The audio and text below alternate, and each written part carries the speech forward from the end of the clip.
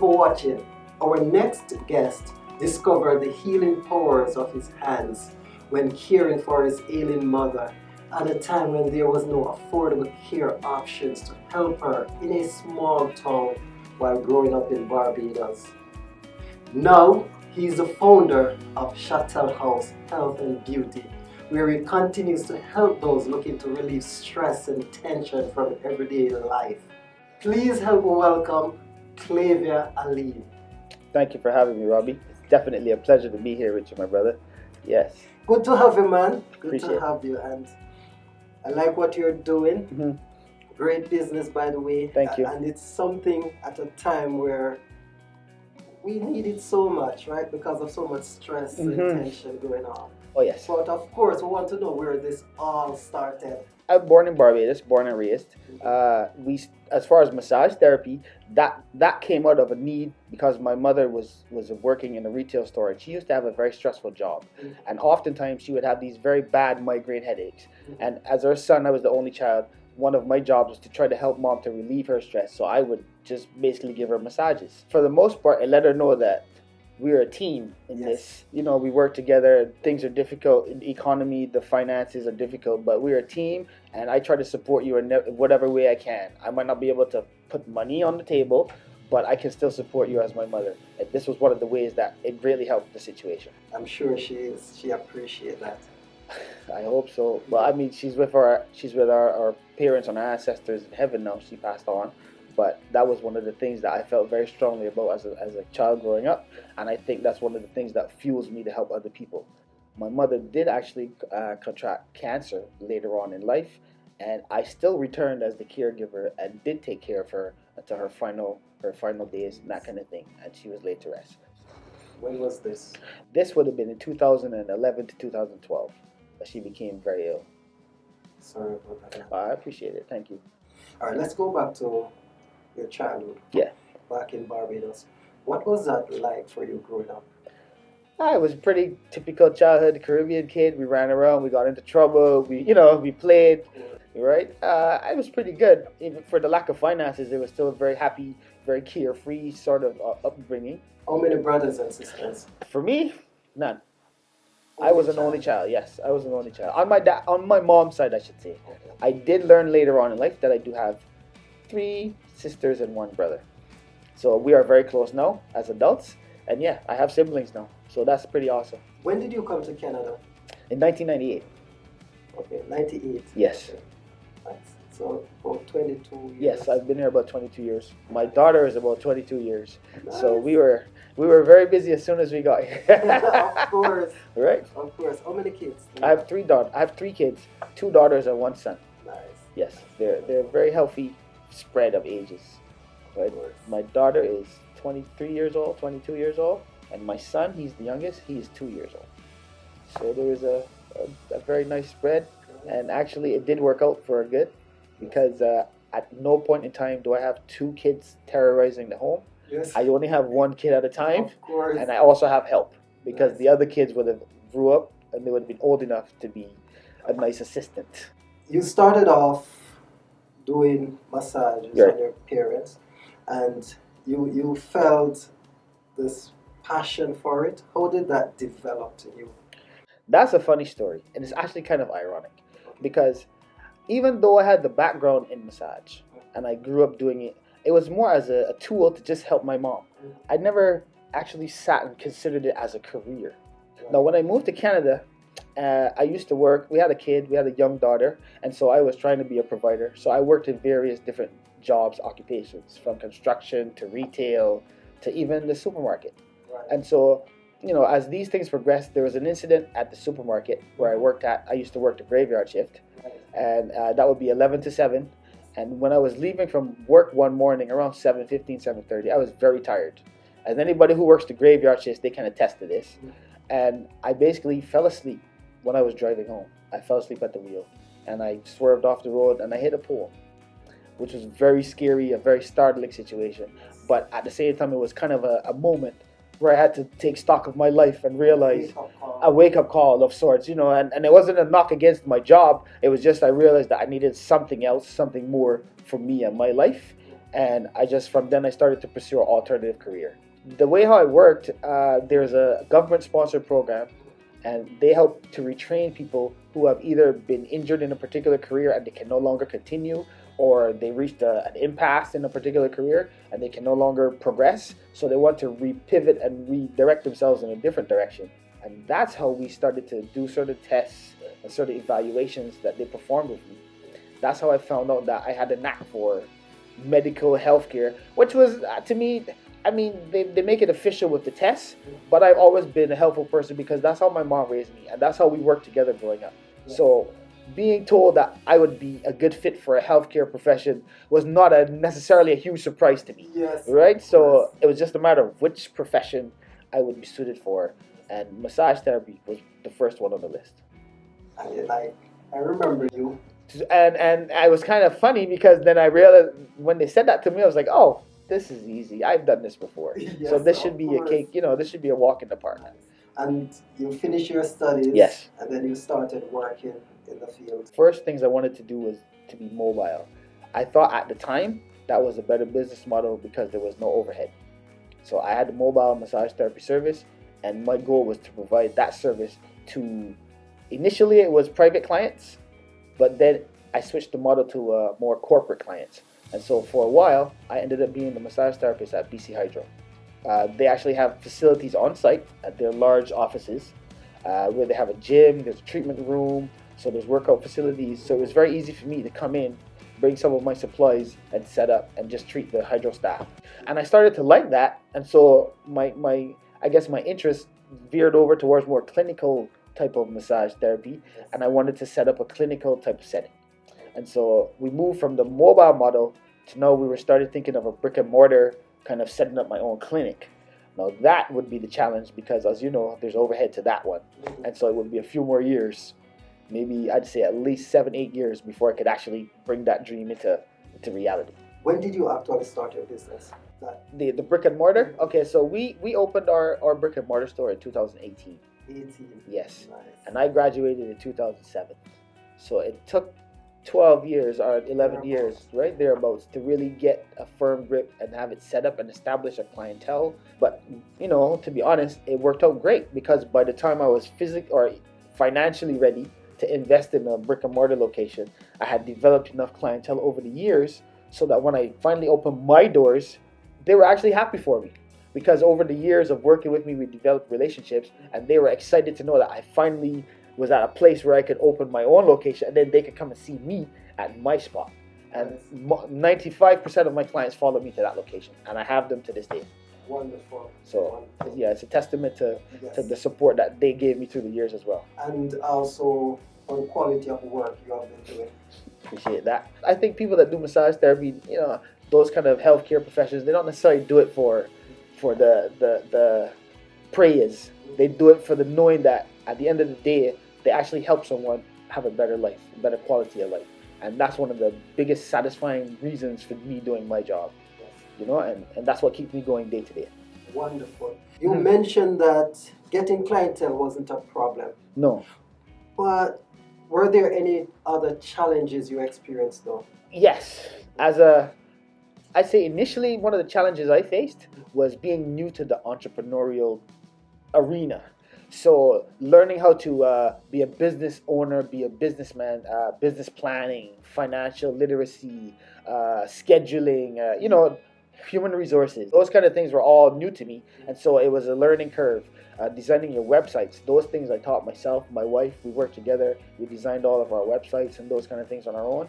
So, it was a gradual and a fairly steep at times learning curve because, as you know, as a new business owner, we don't have the capital and the finances to outsource and hire an accountant per se or skilled professionals to do all of the tasks that we need done. Yes. A lot of times we have to go on YouTube, find a do-it-yourself video and just try to figure it out on our own. And so that was one of the bigger challenges.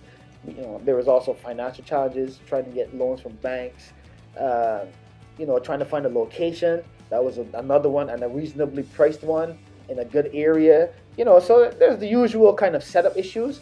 But I think after you've learned how to maneuver in the business circles for a while, and you've gained a certain amount of clientele, it's easier to kind of find a way to mitigate a lot of these difficulties.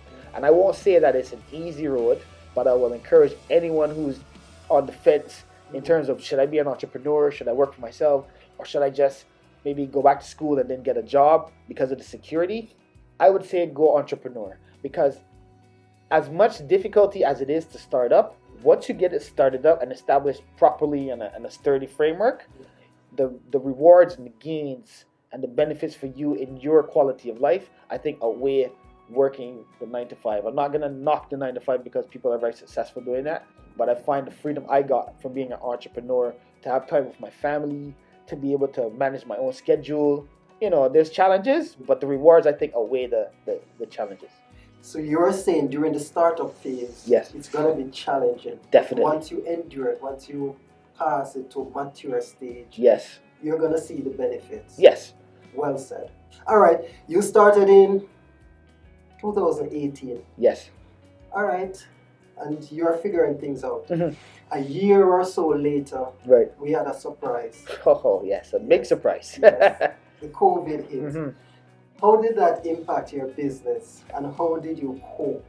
COVID presented a few new challenges to the business model that we had set up. First of all, my job, as everybody knows, is contact based, and there would have been health restrictions immediately to prevent, you know, proximity and contact. And so we were actually closed for some time due to a lot of the restrictions. We would have been closed for approximately 3 months. And then I think there was a relaxation of some of the rules, and then people were allowed with modification to our protocols in our clinic. And there was, I guess, communication with our College of Massage Therapy, and we have established guidelines and protocols that we follow. And so we just had to kind of readjust the flow of clients in and out of the clinic, you know, to make sure we adhere to all the rules and standards. And then once that was established, then we had to figure out a way to make sure that people felt safe coming. We persevered. We tried to reassure people that we followed all the guidelines. We even modified a lot of our procedures, added additional equipment into the clinic, air purifiers, you know, anything that we can add to the situation to make sure people were taken care of, and the health and the sanitation in the room was, you know, as high as it could be. Mm-hmm. This 3 months that you were out of business, what was that like? Did you have any income? No. What did you do during those 3 months? So I had to make the best of a bad situation. And so me and my wife, we sat and we brainstormed, because there was no income coming from massage therapy. My wife she's a, I guess you could call her a wig specialist, wigs and hair prosthetics and stuff like that. Even that business was challenged as well, because there's fittings. People have to come in. There's a proximity issue. But regardless, we had to figure out a way to pivot our business to one that was COVID-proof. Now, COVID-proof to me meant not having to worry about proximity, not having to worry about restrictions in the capacity of the building, or restrictions on who was allowed in and out and the flow of those kind of things. And so we decided to open a organic skincare line, because when you have a product that you sell, there's no interaction, so there's no need to worry about distancing, there's no need to worry about protocols and health. I can market a product. If it's a successful product, if it's a quality product, people will buy it. And so we pivoted a section of our business to providing organic skincare line. And where did you sell this? Was it online? Yes, it's online. You can buy it on our website, and it's completely designed here in Canada, 100% organic, and it's featuring some of the highest ingredients, highest quality ingredients. During the COVID close down, yes, the government offered a number of business loans. Right. Did you benefit from that? We did initially, yes, and we tried to make the most of that, because at the time, one of the biggest difficulties most businesses faced was with their rent. And so one of the biggest challenges we had was trying to work out a suitable agreement with our landlords. And the government assistance did play a part in helping us to mitigate the issues with being closed for such a long time. And so that's why we took advantage of those initially. But because, as you know, some of these plans have, catches. There's repayment issues, there's loans basically, and I didn't want to go into any financial kind of debt too much. And so we tried to stay away from borrowing as much as possible, and try to find a way to be creative in our financial solutions. The vaccine is out. Right. A lot of people are being vaccinated. Yes. You know, I see the restrictions around are getting somewhat slightly relaxed, yes. Yeah. What are the cautiously. protocols now for your industry? The protocols for people interacting socially may have changed, but as far as the protocols regarding governing my practice in the clinic, they haven't really changed. The sanitation protocols are still in effect. We have HEPA filters, air filters in the clinic throughout to keep the air clean. So there's cleaning after every patient. There's also WorkSafe has also imposed certain guidelines regarding the amount of people that can be in the space at one time, and so there's still a whole bunch of rules and regulations in place to restrict the exposure from one client to the other. And fortunately for me, I'm solo practice, which means I'm the only therapist in my clinic. And so as a massage therapist, I'm only treating one person at a time. And so the risk for you coming in as a patient to my clinic, where as opposed to going to a larger multidisciplinary facility, you're going to be exposed, as far as being in a public place, way less, because there's only one person allowed. Do you see a drop in clientele, an increase? How is your business now?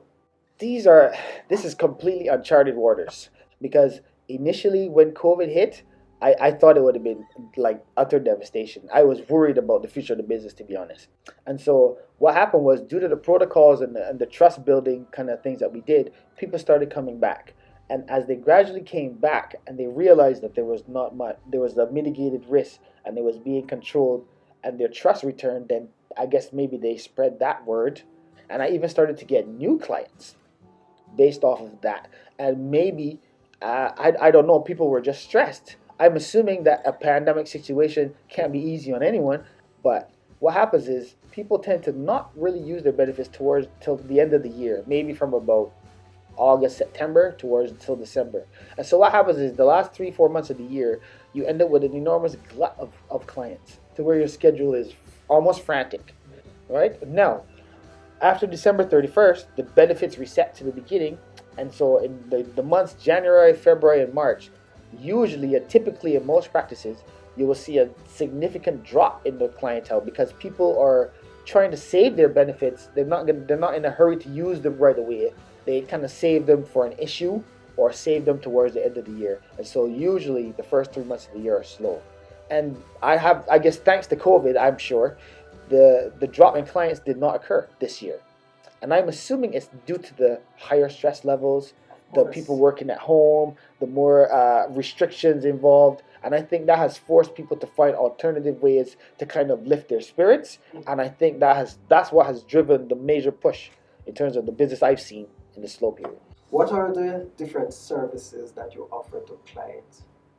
So we do RMT massage. We have deep tissue massages. There is a seniors massage if there's a seniors rate. Clearly, there's pregnancy massage for those of you who are pregnant. All the traditional modalities, we carry them, and there's also an RMT kind of specialty for those maybe more sports-oriented type individuals who have sport injuries. You have your runners, your bikers, cyclists, those kind of people. And as an RMT, I'm trained to modify any kind of treatment plan that I have to match the situation or the pathology that I'm treating.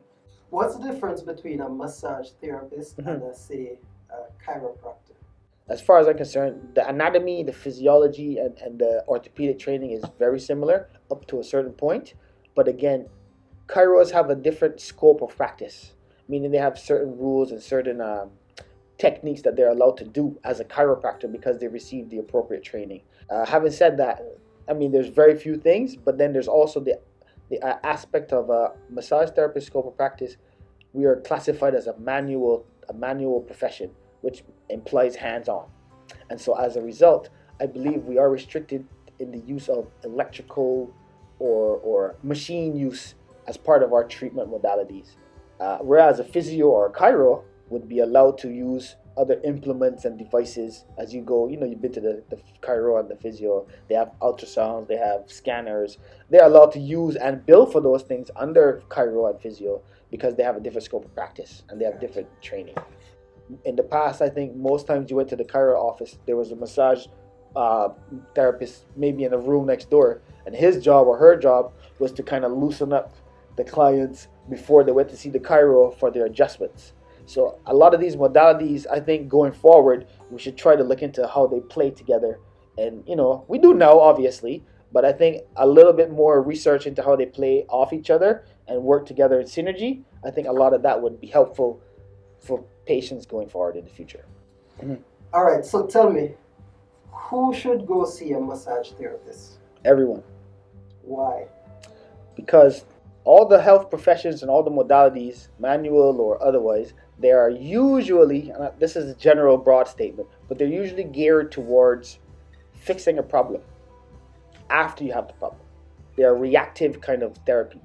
Massage therapy I see as one of the few modalities that's a preventative mode of therapy, and we can definitely help them because, as you know, everyone is stuck in a cubicle or an office for a good 8 or more hours per day, and that becomes one of the leading causes of other issues when people come to see us.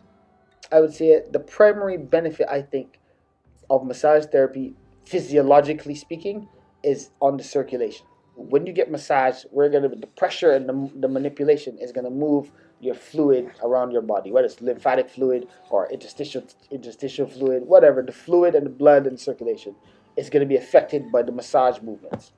So then I started thinking about pathologies that include circulation, diabetes. That's a circulatory type of pathology. So massage therapy would be a good way for a diabetic to get treatment that doesn't involve medications. And that's another thing. It's alternative. There's no medications involved. It's non-invasive. There's no surgeries.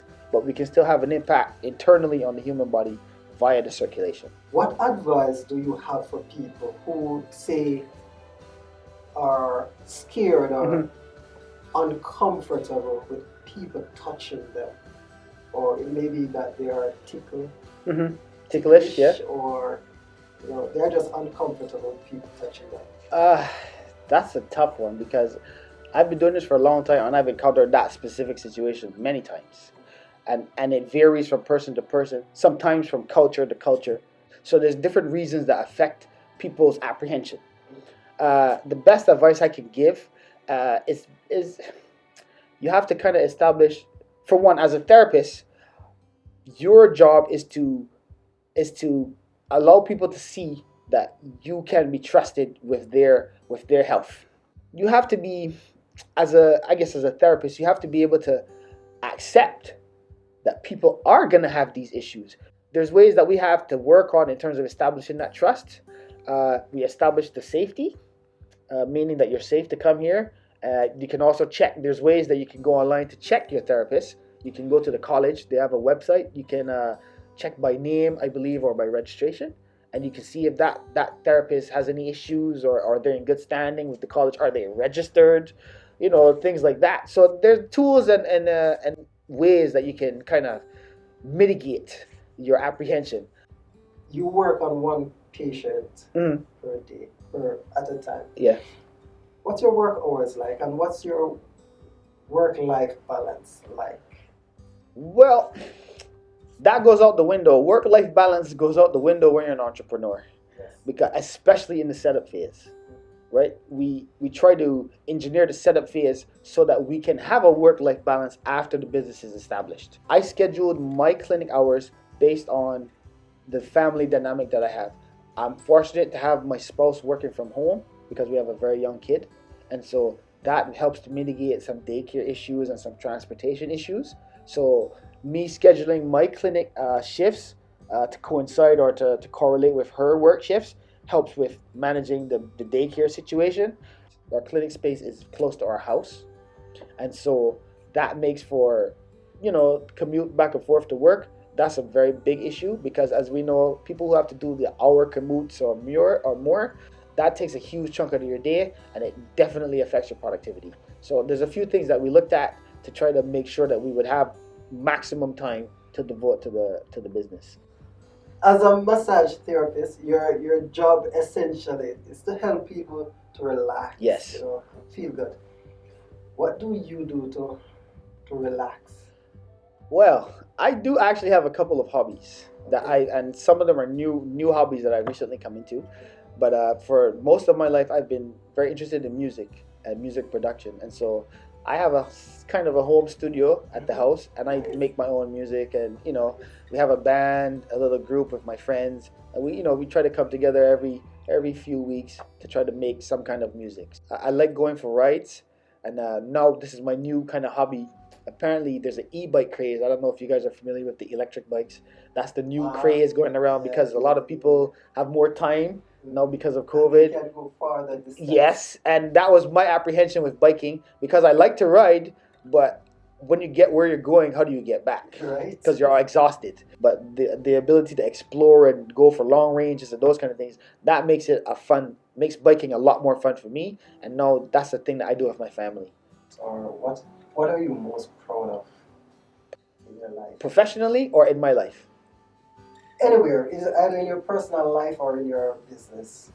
One of the proudest things I ever did, period, would be taking care of my mother when she was sick. That's my number one. In my small way, to make her illness as comfortable and, you know what I mean, as gracious as possible. That to me was the biggest gift I could give to anybody, and that was my most proud thing to do. After that, it would be being a father, because in my personal life, my father was absent. I never had one. He was gone when I was a baby. And so growing up, one of my issues was if I ever had kids, I had to be the best father that they ever lived. And I've tried to do that with my children, and I think they appreciate it now. And so that would be the second most, I guess, biggest thing I'm proud of. Third would be the career that I've managed to build and the profession that my job and my business. Those things that we built from scratch, no help, me and my wife, wee hours in the morning, trying to teach ourselves how to do all of these different skills that we have no idea, the learning curve, then trying to instill that value, not those values in the children, and watching my daughters, grow and understand what it means to be an entrepreneur, what it means to be a black entrepreneur, the significance, teaching them about their culture, their history. Those are the things that I'm the most proud of. And I hope that the small contribution I can make in the community here can create ripples, and we can kind of build on the momentum that we're seeing, in and around the world recently. How are you giving back to, say, the community? Okay, so for me personally, I say I do that on a daily basis with my job first, right? On a community level, me and my wife founded the Black Business Association of BC. We started that because we realized the stuff that we went through and the struggles that we had. Any young entrepreneur, especially from the community, is going to have similar issues. And I knew the challenges, they're great. And so we wanted to provide some kind of resources to help young people, and encouragement too. Because, when you look at the things you have to do, a lot of times people go, it's too much, I can't do it. But we wanted to show people, yes, you can. And there are resources and people that are willing to help you, that have been through the similar situation, that have been where you are, and felt all the desperation and the despair. But they found a way. And I wanted, especially younger people, because, in our community, if you look around BC, there's not really much of a black business presence. And so we need to have young people interested in creating businesses of their own and not being afraid of the hurdles or the obstacles or whatever challenges they're going to face. And that was one of the passions that drove us to create it, have resource-based resources available to people online, have networking resources available for people where you can link other businesses in the community, you can find them, you can access their services, and that way bring everybody together under an umbrella. And from there, once you have that unity and those connections, you build and you expand, because this is the time that we need to empower each other, work together, especially now, and try to build. So that's what I'm hoping to do with our association. You have a number of businesses, and you also talk about you want to expand your businesses. What kind of support are you looking for, either to be clients, or are you looking for partners or anything? What we were looking to do is, with the association, we're trying to have resources available, because a lot of times in the entrepreneurial area, there's avenues for people to access funding, but they're not aware of them. And sometimes it's as simple as pointing them in this particular direction and letting them know that yes, there are resources over here for your sector that you can apply for, and possibly even get government funding to help kickstart your business. And so that task involves sourcing them out, putting them in a format where you can access them, and then helping you go through the grant application process, because that's fairly technical, and that's another fairly involved process as well. How can people reach you? Our website is www.chattelhousespas.com. With regards to the community work, the Black Business Association of BC. You can find us at www.blackbusinessbc.ca. Me and my wife, Nerissa, we've been working on that for over a year now, or almost a year, and we are very, very proud of the work we were able to accomplish in such a short space of time. And the community has been very supportive. I think we're all starting to see the vision. I think it's all starting to gel and come together. I hope that we continue to build in this spirit and grow in this spirit, and we encourage our youngsters to be more entrepreneurial. Those are the kind of dreams and aspirations that I have going forward. We're all in this together. I think COVID has shown and has exposed a lot of things in the society where we're realizing that we need to work together in different communities, but we still need to come together as one community because it affects everyone, business-wise, personal-wise, socially. Well said. Well said. Thank Yeah. you. Thank you. Well, thank you for having me. Appreciate being here. Thank you. And thanks for watching. I hope you enjoyed today's discussion and you find what Clavia said to be beneficial. Subscribe to our channel. Like this video if you find it useful or you enjoy what you saw. Share it with your friends and family. Thanks for watching and I'll see you next time. Bye for now.